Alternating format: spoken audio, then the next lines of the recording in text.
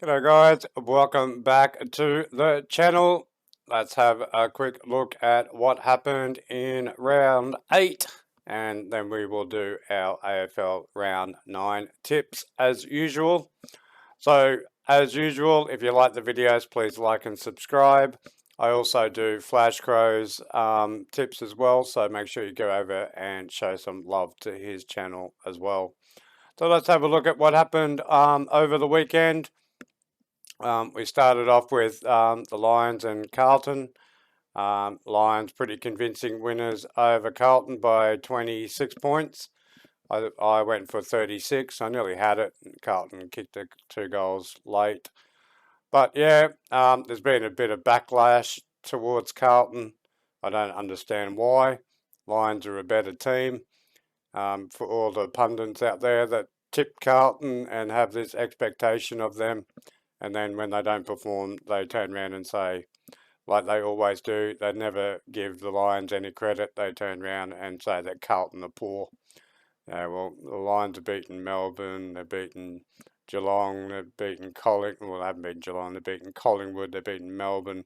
They've won their last 5. So if you come up against the Lions, you're going to do it tough. They're just a better team than Carlton, in my opinion. Then we went to Richmond. Richmond had a good win over the West Coast Eagles. It was pretty tight till half time. So I wouldn't be pulling anything out of this for Richmond. If you're not beating West Coast Eagles by 70, 60, 70 points, well, you're not in the top tier. You're not in the top 4. So good win by Richmond. Give them a bit of confidence. But I don't read in any form into beating the West Coast Eagles. Then we went to Geelong with a pretty close game. Adelaide had their chances, they didn't take them. But it's pretty hard to beat the Cats at GMHBA. So, and I rate the Cats. They're a serious team. They didn't make the 100. They've been kicking 120 points for the last 3 weeks or something like that. But now they're coming up against some decent teams. So it's getting a little bit harder, but still rate Geelong very highly. Melbourne had a bit of trouble against the Gold Coast Suns. In all fairness, I think the Suns should have won.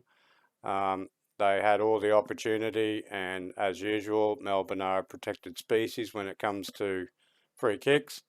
So I think that there was about 4 free kicks in the last 4 minutes. And they still had a shot at goal to win, which they didn't execute. So there's 1 loss by the Suns. Not a very good sign for Melbourne. Okay, that should be a pretty basic win for them. So they wouldn't be too happy with that result. Then we went to the Bulldogs and the Giants at Manuka. Bulldogs did what they had to do. Pretty ordinary game, in my opinion. Not too much to talk about there. Bulldogs have got more talent than GWS, so that was an expected win. Fremantle, I actually picked Hawthorn here. So pretty good bounce back by Freo. Hawthorn were terrible, which is not what they've been showing for the last 7 rounds. So good win by Freo. That might kick-start them, get them back into a bit of form, because both of these teams are playing terribly. Port had a good win against Essendon. Okay, so I've got these 2 teams about 5, 6, 7, 8. So these are like-for-like teams, and you're starting to see that. Port should have won by 7 goals or something like that. They destroyed it. But anyway, it just shows you how well Essendon's playing. Collingwood had a good win over the Swans. Swans took on Dacos, rattled them for a little bit. Swans were in it until what, 3rd quarter, and then Collingwood were too good in the last, which is what their strength is. They're one of the best 4th quarter teams in the league. Sydney would be ruining a couple of missed opportunities. This game, the score doesn't reflect the game at all. Sydney, if they had their time over and they kicked a bit straighter, this could have been a really close game again. And then we went to probably the worst game I've ever seen of football in my life, St Kilda against North Melbourne. North Melbourne didn't kick a goal until the third quarter or something stupid like that. But St Kilda would be looking at that going, what the hell? So if you kick 64 points against North Melbourne, well, you can't score. So this would be a warning sign to any team. So you've got to be beating North Melbourne by 60, 70 points to be in the top four. I actually predict St Kilda to fall out of the 8. I don't think they're that good. If they get some players back, maybe. But we've been through this. I've been through this rodeo before, where teams try to restrict other teams from scoring. It looks impressive, but if you can't score yourself, I'd much prefer restrict the team from scoring and then also kick 100 points myself. But this is the way that they're going. So watch out for St Kilda to drop. I think in the next, they've still got a pretty good run. So, but I think some teams might start working them out. They're definitely performing a hell of a lot better than what I thought they were. So hopefully they can keep going with it. But anyway, I got 8 out of 9 and Flashco got 8 out of 9. I had a bit of a stupid thing with Hawthorn. But like I say, there's always an upset. You just got to pick them. Still pretty happy. I think it was a pretty easy round to pick for most people. So let's get into round 9. Like I said, I'll leave Flashcrow's tips down the bottom. We're only one off each other at the moment. I'm 49, he's 48 points. So we go to the Friday night. We've got 2 Friday night matches for some strange reason. I don't know why one of them wouldn't have been moved to a Thursday night. And I don't know why you would be playing West Coast and Suns on a Friday night on a high rating night like Friday night. But anyway, a good round of football coming up, some really good games. We've got Richmond and Geelong at the MCG. So this might be a warning game. Not a warning game for Geelong. This could be a warning game for Richmond. I think that Geelong is going to get a real hold on Richmond, and this could be something big. So I know Damien Hardwick's got his mojo back, but I only go 40. Let's go 45 points. So the Cats to beat the Tigers by 45 points. I think they're gone. The end of an era. They've been such a great team for such a long time, Richmond, but I think the wheels have fallen off the trolley and they've rolled all the way down to the Cattery. Anyway, there we're going to go. 45 points for Geelong to smash Richmond at the MCG. And then we go to 2 of our bottom teams, West Coast, Gold Coast at Optus Stadium. This is a gettable game for the Eagles, but the way that the Suns played against Melbourne, I think that gives them a bit of street cred against West Coast Eagles. So I'd like to go the Suns, even though it's at Optus. I hope Real goes over there and eats some grass, and I can see them winning by 3 or 4 goals against the Eagles if they played like they did on the weekend. Now a really close game is going to be between Sydney Swans and Fremantle. The Swannies aren't going the best at the moment, but I did like a couple of things that they were doing against Collingwood, but there was a couple of mistakes and kicking and not hitting targets that they need to clean up. But that happens with a young team. Fremantle, you can't read into any form on Fremantle. Like I say all the time, I wouldn't want to be a Fremantle supporter because you never know what the hell's going to go on. But I'm going to go Sydney in the SCG. I think they might bounce back and they've got too much tackling pressure for Fremantle. So if they could just nullify a couple of the Dockers players, I think they should win pretty comfortably at SCG. And I don't think there's been a West Coast team win at the SCG for 13 years or something stupid like that. So a bit of a fortress there. So we'll go Sydney. North Melbourne, Port. Port, there's nothing to talk about here. Okay, so Port, this is where we're going to see how good Port are. Okay, I rate them. I think they've got a pretty good team. I think they could push into the top 4, but I want to see them smash North Melbourne by 60, 70 points and really go on with the job and get their percentage up. They're still a little bit off in the midfield. They're struggling a little bit with their ruck. I know that everyone says that Collingwood have destroyed the ruck position. I don't care what anybody says. The ruck is the most important position in an AFL team and has been for 170 years. So we'll go Port there. Melbourne to smash Hawthorn at the MCG. Again, I really rate Melbourne. I've got them in my top 2 teams. Okay, at the moment, I think Geelong and Melbourne are the top 2 teams that are going around. They've got so much talent, Melbourne. Petrarca's playing well. Oliver's underrated. He's not underrated, but he's underrated compared to Petrarca. I think Oliver's a better player than Petrarca, or has more impact. And Petrarca's a better player because he's got Oliver right next to him. So Melbourne to absolutely smash Hawthorn. And then we've got my team, the Lions, up against Essendon at the Gabba. I don't care where this game would be played. You can play it in Bunbury. I don't give a... wouldn't bother me. Brisbane Lions are a much better team than Essendon. Okay, Essendon are not maybe in the 8 as a top 8 team. I mean, they are in the 8. Are they in the 8? No, they're in the 9th. That's about where they are. Okay, they're not really they're not in the second tier teams.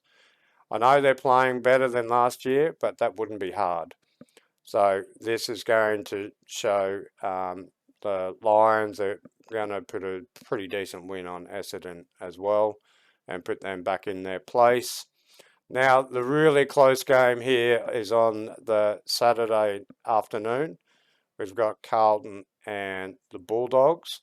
Why do we always have these overlapping matches? AFL's got to do a better job with this. Why would you have 2 games starting within 5 minutes when you want to watch them both? So I'm going to go Bulldogs. I don't rate Carlton all that much, apart from their 2 big forwards and Wiedemann. That's about it. Walsh, maybe. Okay, so apart from that, around the ground, I don't see that much talent. Bulldogs do have talent. They've got a really good midfield, sneaky players like Liberatore.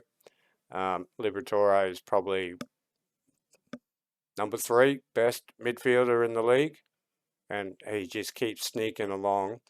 He's impactful, and he's a lot better kick than what most people think. He's a tough and under player, but he's also a good user of the ball. So, and of course they've got the Bont running around, which is probably the best player, best midfielder at the moment. So Bulldogs probably got the two of the best 3 midfielders running around at the moment. Their biggest problem is their forward line. They're finding it hard to score, but you can't have that sort of talent running through your midfield and not click at some point. So I'm going to go Bulldogs to beat Carlton, and then we'll be listening to all the whinging about what's happened to Carlton when they're not that good. Then we go to another great game between Adelaide and St Kilda.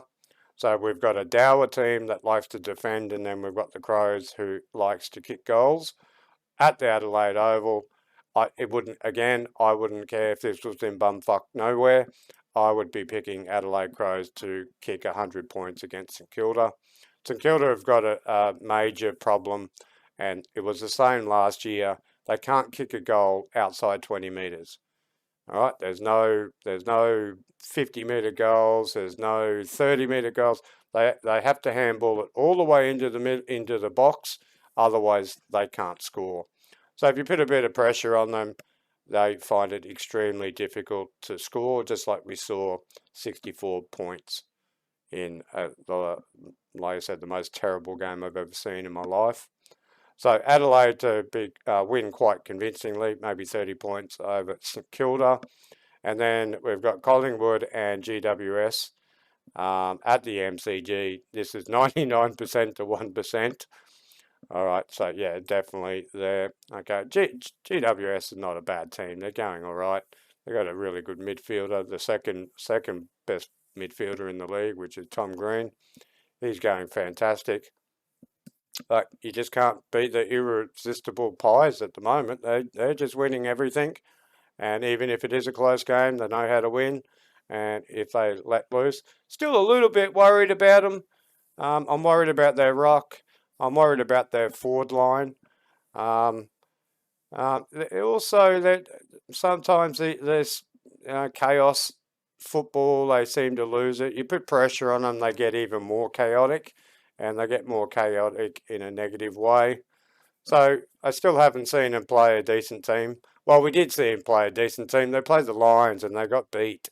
So Collingwood, like all Melbourne teams, they talk them up, they talk them up, and they talk them up, and they talk them up, and then when they fail, it's all like, oh, what's wrong with them? Well, maybe if you didn't talk them up so much. They do it with players as well. And Melbourne commentators, they talk up players, they put so much pressure on young players, and then they're not that good, and then you wonder why they fail. But anyway, let's have a look at our ladder. Let's have a quick recap. So we've got the Pies on top, which is fantastic for the league. We haven't seen Collingwood on top of the ladder for a couple of years. Melbourne, who I rate as the best team. St Kilda, they've still got a really good draw, so they can get 4 of their next 6.